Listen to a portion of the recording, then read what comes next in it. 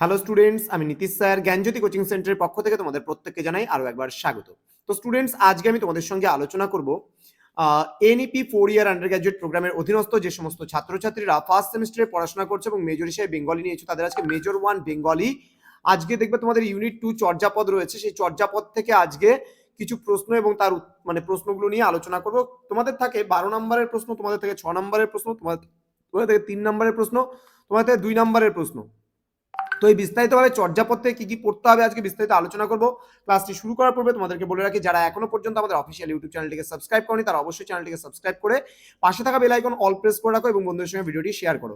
যারা এখনো আমাদের কাছে অনলাইনে ভাবছো নোটস পত্র নেবে তারা অবশ্যই যোগাযোগ করতে পারো আমাদের অফিসিয়াল নাম্বার 7076398606 নাম্বারে অথবা 6295916282 নাম্বারে। তোমাদের টোটাল কোর্স ফি রয়েছে, যারা মেজর কোর্সে রয়েছে 999 রুপিস। পুরো মেজরের যে কটা পেপার রয়েছে সবগুলোই তোমরা পাবে এবং সাথে মাইনরটাও পাবে। কিন্তু যারা শুধুমাত্র প্রোগ্রাম কোর্স বা মাল্টি ডিসিপ্লিনারি কোর্সে রয়েছে তাদের জন্য কোর্স ফি হচ্ছে 599 রুপিস। পুরো সেমিস্টারে কিন্তু কোর্স ফি অর্থাৎ প্রতিটা সাবজেক্টের নোটস পত্র তোমরা সবকিছুই পাবে। তো চলো জেনে নিই আজকে যে চর্যাপদ থেকে তোমাদের কি কি পড়তে হয়। প্রশ্নমান 12 জন্য তোমরা পড়বে চর্যার পুঁথির আবিষ্কারককে, চর্যাপদ কত খ্রিস্টাব্দে আবিষ্কৃত হয়, চর্যার সাহিত্য মূল্যের পরিচয় দাও। অথবা দিয়ে বলতে পারে চর্যাপদের সাহিত্যমূল্য ঐতিহাসিক গুরুত্ব বিচার করো। নেক্সট চর্যাপদের সমাজ জীবনের পরিচয় দাও।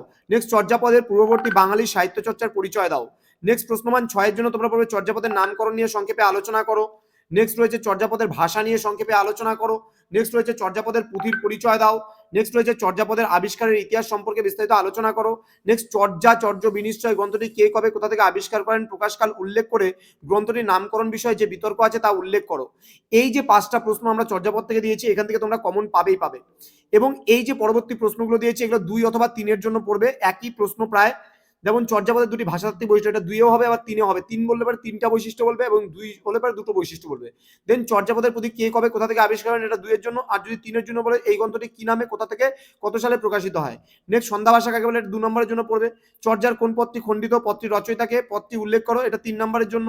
দেন চর্যায় কতজন কবি একটি করে পদ রচনা করেছেন, একটি করে পদ রচনাকারী রূপত 3 জন কবির নাম উল্লেখ করো, এটাও 3 এর জন্য। নেক্সট চর্যার বিষয়বস্তু কি, এটা 2 আসতে পারে 3 আসতে পারে। দেন চর্যাপদ বিষয়ক কয়েকটি গ্রন্থের নাম উল্লেখ করো, এটাও কিন্তু 2 অথবা 3 জন্য আসতে পারে। চর্যাপদের টিকাকারকে, তার টিকা গ্রন্থের নাম কি, এখানে কতগুলি পদের টিকা রয়েছে। তো স্টুডেন্টস, জ্ঞানজ্যোতি কোচিং সেন্টার অফিসিয়াল ইউটিউব চ্যানেলে তোমাদের প্রত্যেককে আরো একবার স্বাগত জানাচ্ছি। যারা এখনো আমাদের চ্যানেলটিকে সাবস্ক্রাইব করনি তারা অবশ্যই চ্যানেলটিকে সাবস্ক্রাইব করে আমাদের সঙ্গে থাকো। তোমাদের উজ্জ্বল ভবিষ্যৎ গড়ে তুলবো আমরা, এটাই কিন্তু আমাদের প্রতিশ্রুতি। দেখা হচ্ছে খুব তাড়াতাড়ি আরো একটা নতুন ভিডিও নিয়ে। তোমরা প্রত্যেকে ভালো থেকো, সুস্থ থেকো। আর হ্যাঁ, অনলাইনে যদি যুক্ত হতে চাও এই সেমিস্টারে বা পরবর্তী সেমিস্টার থেকে সেকেন্ড সেমিস্টার থেকে অবশ্যই যোগাযোগ করো আমাদের অফিসিয়াল নাম্বারে। তোমাদের সঙ্গে দেখা হচ্ছে খুব তাড়াতাড়ি আরো একটা নতুন ভিডিও নিয়ে। তোমরা প্রত্যেকে ভালো থেকো, সুস্থ থেকো। Thank you so much. Thanks for watching. After all, thank you.